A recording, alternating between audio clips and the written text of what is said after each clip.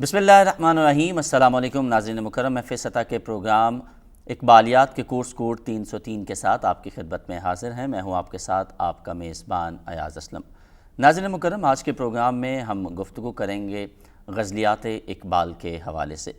غزل بنیادی طور پر کیا ہے، اس کے لغوی اور اصطلاحی معنی کیا ہیں، اور اقبال نے کس طریقے سے اپنی جو غزلیات ہیں ان میں کیا چیز جو ہے وہ پوری دنیا کو سمجھانے کی کوشش کی ہے، اس تمام تر موضوع پر آج ہم گفتگو کریں گے۔ ہمارے ساتھ آج شریک گفتگو ہوں گے پروفیسر ڈاکٹر ارشاد شاکر آوان صاحب، جو کہ ماہر اقبالیات ہیں۔ پروفیسر صاحب، آپ کو خوش آمدید کہیں۔ شکریہ۔ سب سے پہلے تو میں اپنے جو طلباء اس وقت ہمیں دیکھ رہے ہیں ان کے لیے جاننا یہ چاہوں گا کہ یہ فرما دیجیے گا کہ بنیادی طور پر غزل ہے کیا اور اس کے لغوی اور اصطلاحی معنی کیا ہے؟ جو غزل کی تعریف غزل کہنے والوں نے غزل کے موضوعات سے اخذ کی۔ غزل کا موضوع ہمیشہ سے حسن و عشق کے باہمی معاملات رہی ہے، صحیح۔ اور عشق کے جو واردات ہیں شعراء نے اپنے غزلوں میں بیان کیے ہیں۔ ضروری نہیں ہے کہ ہر شاعر کوئی عاشقی ہو، مگر اس کی غزل میں یہ چیزیں ہوتی تھی۔ شمس کیس رازی نے اپنی کتاب الموجم میں ایک بات کا اضافہ کیا ہے۔ اس نے کہا یہ غزل جو ہے یہ غزال سے نکلا ہے، اور غزال کہتے ہیں ہرن کو۔ ہرن جب انہوں نے لکھا ہے شکاری کتے کو دیکھ کر بھاگتا ہے، تو بھاگتے بھاگتے جب تھک جاتا ہے تو آخر ایک چیخ پاتا ہے، اس چیخ کو غزل کہتے ہیں۔ واہ۔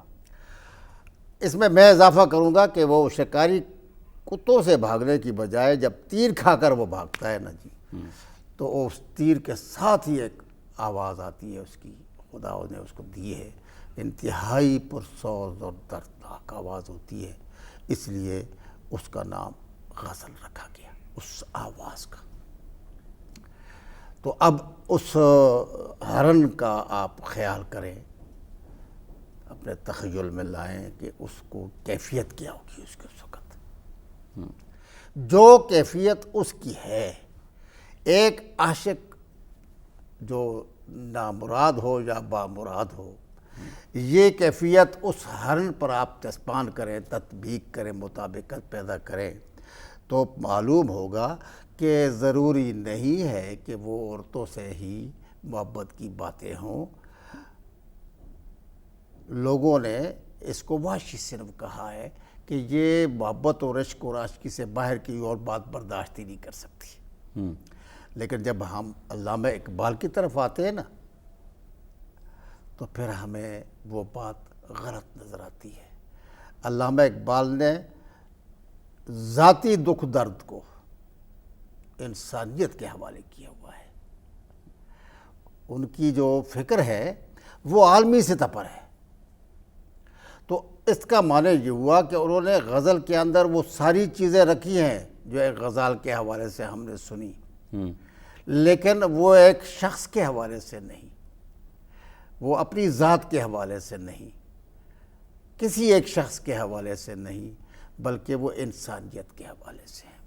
اور انسانیت جتنے پہلو رکھتی ہے، آپ کو علامہ اقبال کی غزل میں وہ سارے پہلو نظر آئیں گے۔ اور انہوں نے غزل کے بارے میں یہ کہتے ہیں نا جی کہ اس کا ایک شعر جو ہے وہ ایک خیال ہے، اور ایک خیال نہیں ہے بلکہ تخیل ہے۔ صحیح، ٹھیک ہے نا جی۔ اور وہ تخیل علامہ اقبال کی شاعری میں وہ جو ایک ریزہ آتا ہے نا جی، وہ تخیل نہیں ہے، وہ باقاعدہ ایک خیال کے مطابق آتا ہے۔ صحیح۔ ایک شعر کو قافیہ اور ردیف جو ہے وہ آپس میں پرو دیتے ہیں اور ایک غزل بن جاتی ہے۔ حالانکہ ایک شعر میں شاعر کسی کی محبت کا دم بھرتا ہے، کسی دوسرے میں کہتا ہے وہ اس کی تغافل نے مار ڈالا ہے، تیسرے میں کہتا ہے کہ اس کے ساتھ وصال ہوا، کوئی چوتھے میں کہتا ہے کہ جی وہ ہجر ہو گیا، فراق ہے۔ یہ مختلف متضاد موضوعات ایک غزل میں اس قافیہ و ردیف کی وجہ سے ایک لائن میں آ جاتے ہیں، مگر علامہ اقبال کے ہاں غزل جو ہے اس کے پس پردہ ایک خیال ہے، صحیح، وہ خیال اس رضا خیالی کو تسلسل دیتا ہے۔ جب وہ تسلسل آتا ہے نا جی، اس تسلسل کے ساتھ ہم دیکھتے ہیں کہ علامہ کے ہاں تغزل ختم نہیں ہوتا، صحیح، کیونکہ غزل کی جو ایک کیفیت ہے وہ تغزل ہے، اس کے اندر ایک جذب ہے، ایک درد ہے، ایک سوز ہے، ایک سرور ہے، ساری چیزیں آپ ڈال سکتے ہیں تغزل کے اندر، ٹھیک ہے نا جی، جو سننے والے پر وہ کیفیت طاری کر دیتی ہے جو شاعر کہنا چاہتا ہے۔ اگر یہ چیز غزل میں نہیں ہوتی تو وہ اس کو تغزل سے آ رہی ہے، وہ ایک نظم ہے لیکن تغزل اس میں نہیں ہے۔ علامہ کی غزل زندگی کے معاملات سے متعلق ہے، انسانوں کے معاملات سے متعلق ہے، معاشرے کے لیکن تغزل سے خالی نہیں۔ ٹھیک ہے پروفیسر صاحب، یہ فرمائیے گا کہ اگر ہم علامہ اقبال کی غزلیات کی بات کرتے ہیں، بہت سی آپ کے تصانیف جو ہیں موجود ہیں، لیکن آپ یہ ذرا رہنمائی فرمائیے گا کہ آپ نے جب اقبال کو پڑھا تو آپ کو ان کی جو غزلیات ہیں، کس کتاب میں ان کی غزلیات آپ کو عروج پر نظر آتی ہیں؟ جہاں تک علامہ کی شاعری کا تعلق ہے غزل کے، وہ فارسی اور اردو دونوں میں ہے، اور انہیں جو چیز پسند ہے انہوں نے فارسی غزل کی خود تعریف کی ہے اپنی، کہ اگر ہو ذوق تو خلوت میں پڑھ زبور عجم، جو فارسی کی تصنیف ہے، فارسی کی تصویر ہے۔ لیکن جب ہم ان کی اردو شاعری کو دیکھتے ہیں تو ایک مربوط فکر جو ایک خیال ہے وہ ہمیں بال جبریل میں نظر آتا ہے، صحیح، ٹھیک ہے جی۔ اسی لیے انہوں نے بال جبریل کی غزلوں پر غزل کا عنوان نہیں دیا، 1 2 3 4 5، یعنی ایک جو خیال چھوٹتا ہے تو دوسرے میں داخل ہو جاتا ہے، دوسرے سے تیسرے میں داخل ہو جاتا ہے۔ اس طرح کم لوگوں نے اس حوالے سے مطالعہ کیا ہے علامہ کے بال جبریل کا۔ بال جبریل فی الواقعہ بال جبریل ہے، ٹھیک ہے نا جی۔ تو اس میں لیکن یہ ایک میں عرض کر دوں، میں نے کہہ تو دیا ہے کہ بال جبریل کی غزل کمال کی ہے، میں یہ سمجھتا ہوں کہ باغ درا کے پہلے حصے میں جو ان کی غزلیں ہیں نا جی، وہ بھی کسی طرح کم نہیں ہے۔ دیکھتے ہیں آدمی عجاب حیران ہوتا ہے، تیرے عشق کی انتہا چاہتا، میری سادگی دیکھ میں کیا چاہتا ہوں۔ اب دیکھیں نا جی، اس میں کہنے کو تو بڑا آسان سا شعر ہے، لیکن اس میں علامہ نے کیا کہا ہے، اور یہ بھی ذہن میں رکھیں یہ 1905 کی پہلے کی شاعری ہے، یعنی ایک نوجوان ایک شاعر کہہ رہا ہے، نوجوان شاعر کہتا ہے، گلزار ہست و بود کو نہ بیگانہ وار دیکھ، ہے دیکھنے کی چیز اسے بار بار دیکھ۔ اب دیکھیں شاعری میں کسی طرح بھی وہ تکلف نہیں نظر آ رہا، ایسا لگتا ہے جو گفتگو کر رہے ہیں اور براہ راست کر رہے ہیں، ہاں جی۔ اور یہ جو براہ راست گفتگو کرنے والا عمل ہے یہ ایک الگ بحث ہے، یعنی انہوں نے اس میں اپنے آپ کو مخاطب کیا ہے یا اپنے کسی اور کو مخاطب کیا ہے، یہ الگ بحث ہے، ٹھیک ہے نا جی۔ خالص غزل کا شعر بھی اگر کہیں اس میں غزلوں کے مجموعے میں آیا ہے نا تو وہ بھی کمال کا ہے۔ مثلا قاصد شاعری کا غزل کا ایک بنیادی کردار ہے، وہ محبوب تک پیغام لے جاتا ہے اور واپس بھی لاتا ہے۔ کسی نے کہا بیان زبان غیر سے کیا شرح آرزو کرتے، یہ غیر آدمی میری کس حد تک ترجمانی کر سکتا ہے، ہاں جی۔ لیکن علامہ اقبال نے کہا کہ انہیں آنے میں تأمل تھا، مگر اے قاصد یہ بتا طرز انکار کیا تھی، طرز انکار کیا تھی۔ اب دیکھیں نا جی، یہ وہ تغزل ہے جس میں یہ شعر ڈوبا ہوا ہے، حالانکہ اس سے پہلے کبھی کسی نے نہیں کہا کہ طرز انکار کیا تھی. کہتے ہیں نہیں آتا ہے نہیں آتا، براہ راست گفتگو ہوتی تھی. علامہ اقبال کی شاعری کی جو غزلیات ہے، یہی وجہ ہے کہ مرزا داغ دہلوی جو اس وقت ڈاک کے ذریعے لوگوں کی اصلاح کرتے تھے، چند ہی غزلیں دیکھ کر انہوں نے کہہ دیا کہ جی اس میں اصلاح کی ضرورت نہیں ہے.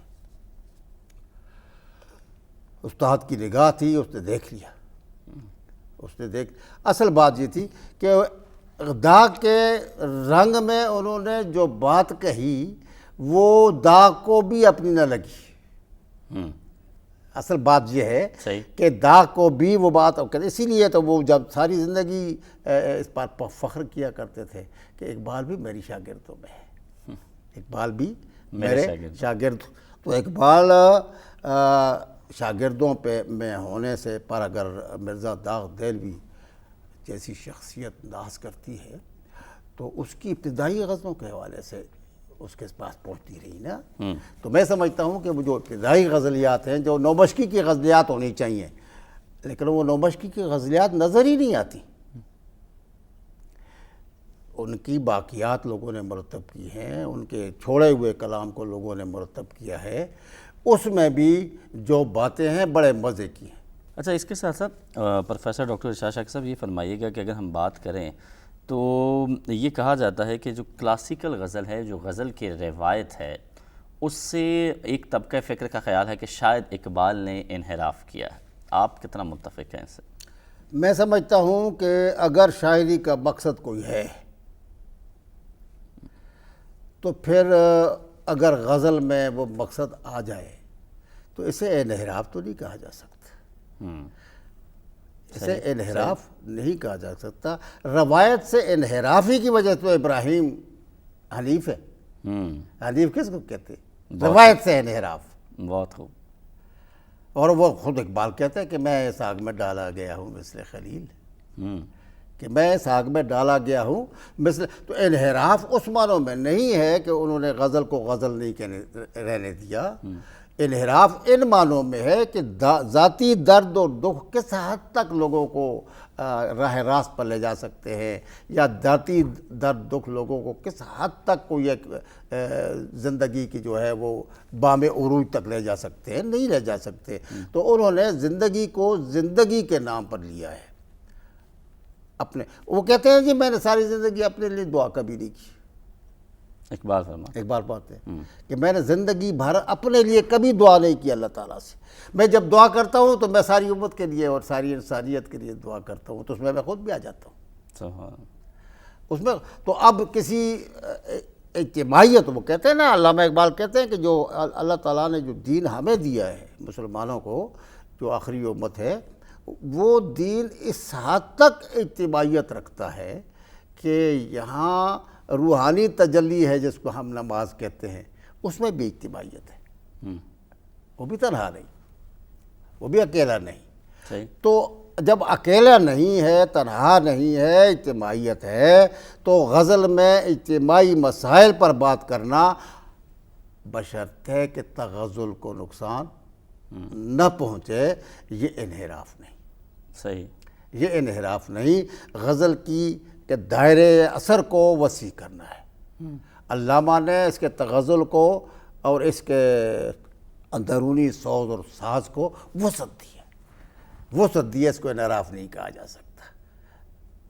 ٹھیک. اچھا، اقبال کے جس دور میں اگر ہم بات کریں تو اقبال نے شاعری کی، اور بھی شعراء موجود تھے، آپ نے بھی اپنی گفتگو میں حوالہ کیا، لیکن اقبال نے جو ہے وہ اپنی غزلیات میں جدت جو ان کی غزلیات میں ہم دیکھ رہے ہیں، آپ کیا سمجھتے ہیں وہ کس طریقے سے اس جدت کی طرف بڑھے؟ یہ ایک عجیب مسئلہ ہے. یہ ایک ایسا سوال ہے جس کا جواب شاید ہی کوئی دے سکے، کیونکہ یہ انسان کی نفسیات اور اس کی ذہنیت کے ساتھ تعلق رکھتا ہے. صحیح.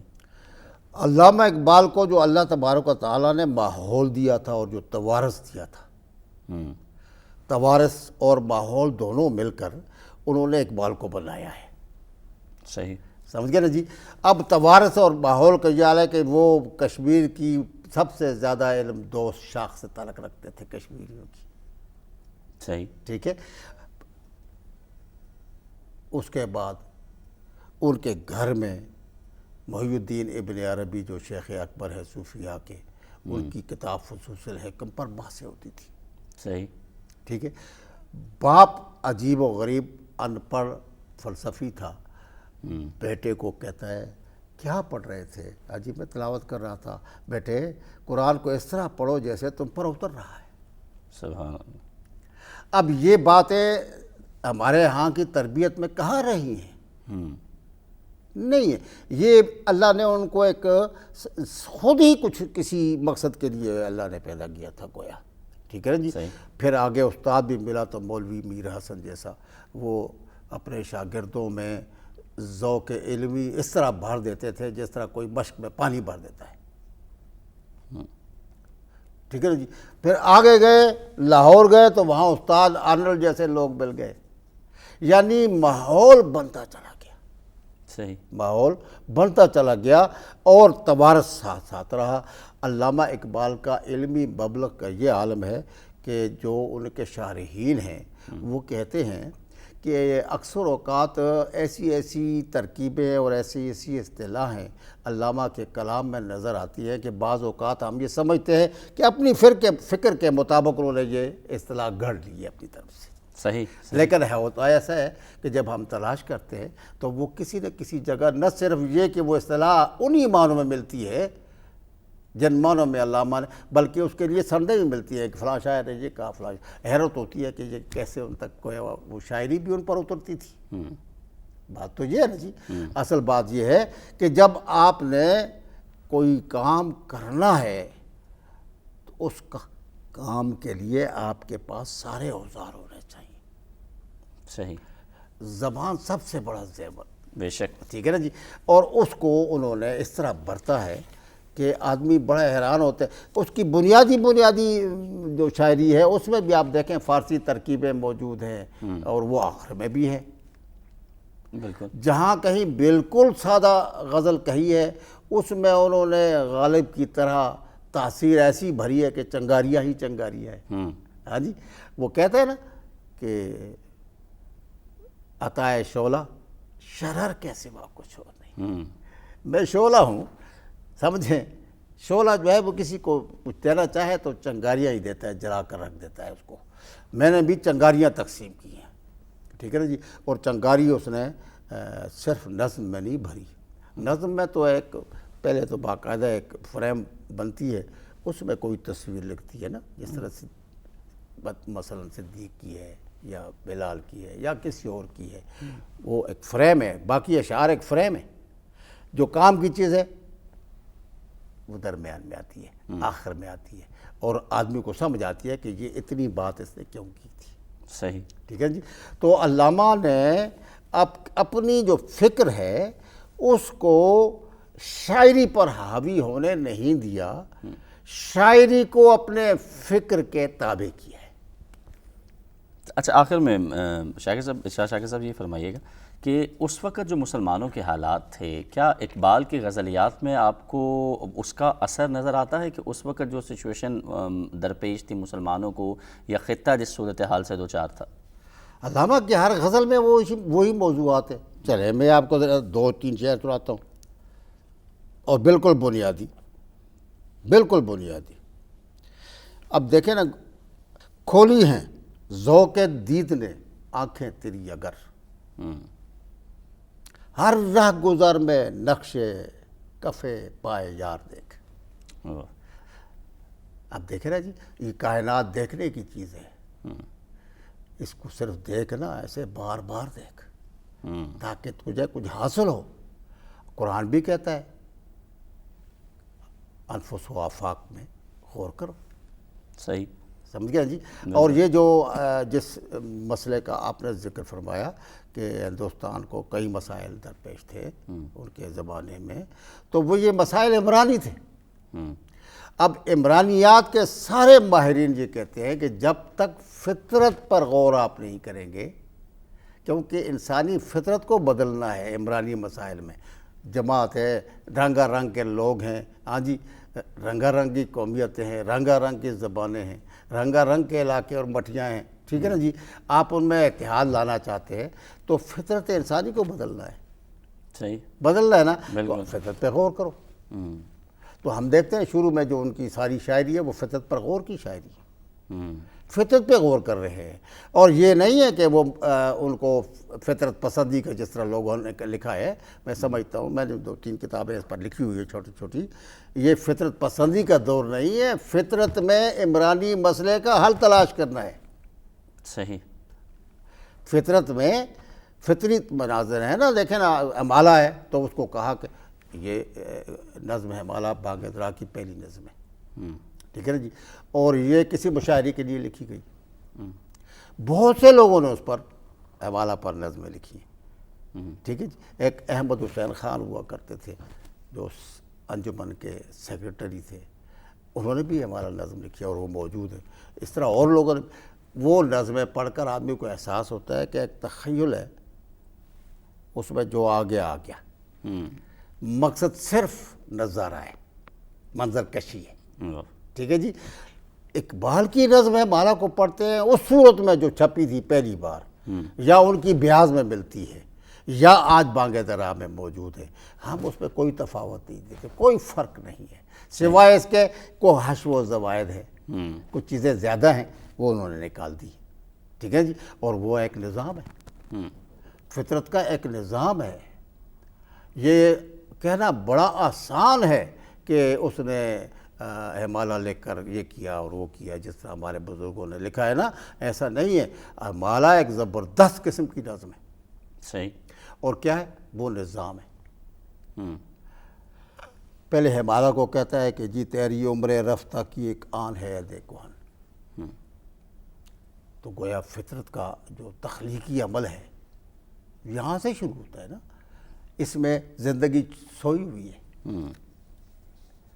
ٹھوس پایا گیس جو ہے نا جی مادہ، اس میں زندگی سوئی ہوئی ہے، صحیح. قابیدہ ہے.